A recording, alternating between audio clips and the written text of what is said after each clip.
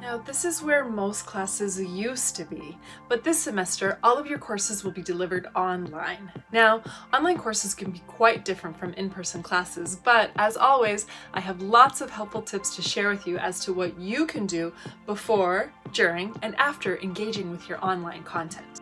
During. Now, some lectures will be scheduled to be live, or what's called synchronous.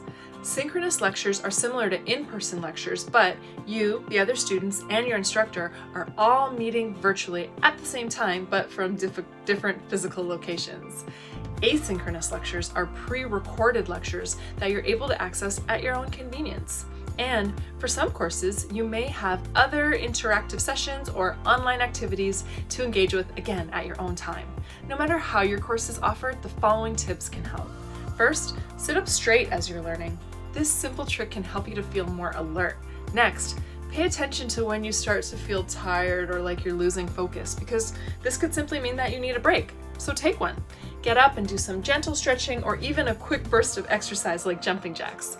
This will help you to feel more energized and can really help you to refocus on doing your work.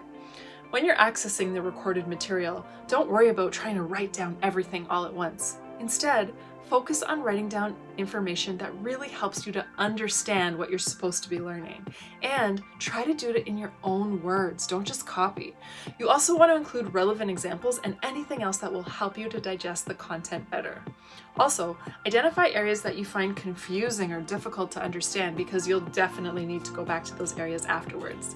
Remember, your learning goal is to master the material rather than just to recreate or duplicate the content provided. And another excellent strategy is to try reviewing your content with a classmate or a tutor. You can discuss the main ideas with them and just really check to see if you understand. Talking about the content out loud can also help you with remembering the information.